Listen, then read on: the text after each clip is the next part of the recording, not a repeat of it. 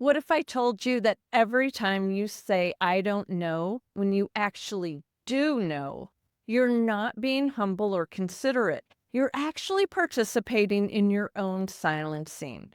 And what if the reason smart, capable women do this has absolutely nothing to do with lacking confidence and everything to do with the survival pattern that I call voice reining?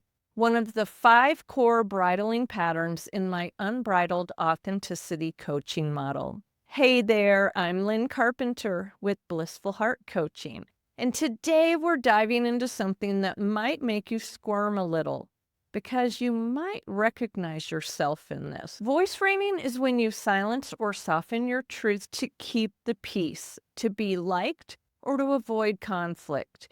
It shows up as saying, I don't know when you actually do, or saying, I'm fine when you're not, or apologizing before you've even shared what you want or need.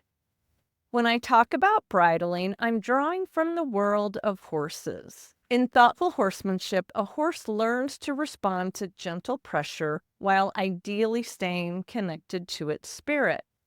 But many of us as humans internalize the pressure around us so deeply that we began to bridle ourselves, silencing our truth, shrinking our needs, and suppressing who we are, just to stay safe, accepted, and loved. The unbridling process is about gently loosening those old reins, healing the survival adaptations that once kept us safe, and reconnecting with our whole worthy soul-led selves.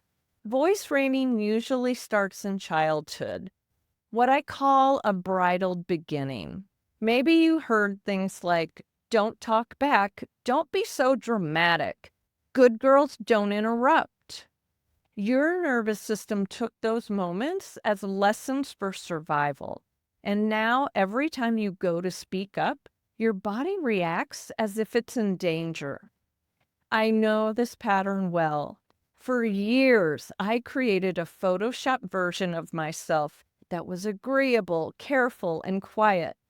I believed other people's opinions mattered more than mine, and each time I swallowed my truth, I felt smaller and smaller. Here's the cost of voice reining. Every unspoken truth is a little act of self-abandonment.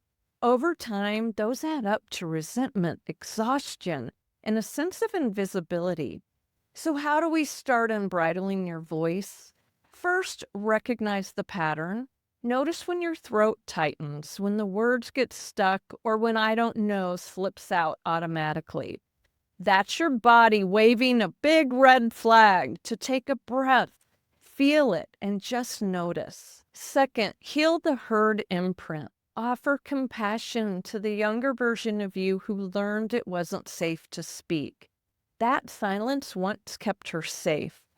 You can imagine speaking to her, acknowledging her fear, and reassuring her that it's safe now. Third, reclaim your authentic voice. Start small. Say what you want for dinner without apologizing. Sing in the car. Speak up in the mirror. I see that differently. Every small truth you speak builds trust in your body. Horses are incredible teachers here. They don't pretend. They don't fake being okay. If something doesn't feel right, they let you know immediately. Ears back, step away, a clear movement that says no thank you. And the herd respects them for it. No guilt, no apology, just clear, honest communication. You deserve that same freedom. Voice reining shows up in 5 main ways. First, saying I don't know when you actually do. Second, over-explaining your opinions as if you need permission to have them. Third, by starting sentences apologetically. Sorry, but, or this might be wrong, but. Fourth, changing your opinion based on others' reactions, even when your original thought was solid. And fifth, speaking more softly or quietly when something matters, because taking up space feels aggressive. When you notice these patterns, pause and breathe. Let your body know it's safe to speak. Start experimenting. State your preferences with certainty. Notice how your voice lands in your body first, then in the world. Here's what happens as you practice. You stop editing yourself in real time. You start trusting that your thoughts and opinions have value simply because they're yours. And others start to hear you differently too.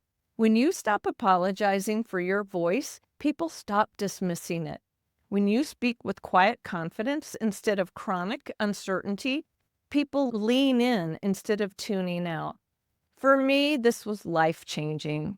I went from being the woman who never quite said what she meant to someone who could speak my truth clearly and kindly, not aggressively, not rudely, just authentically. If voice reining resonates with you and you're ready to reclaim your authentic voice, I've created a free inner child meditation that specifically helps you heal those early messages about your voice not being welcome. It's designed to help you reconnect with the part of yourself that naturally spoke your truth before the world taught you to edit yourself. You'll find the link in the video description below. Remember, your voice matters, not because of what others think, but because it's yours.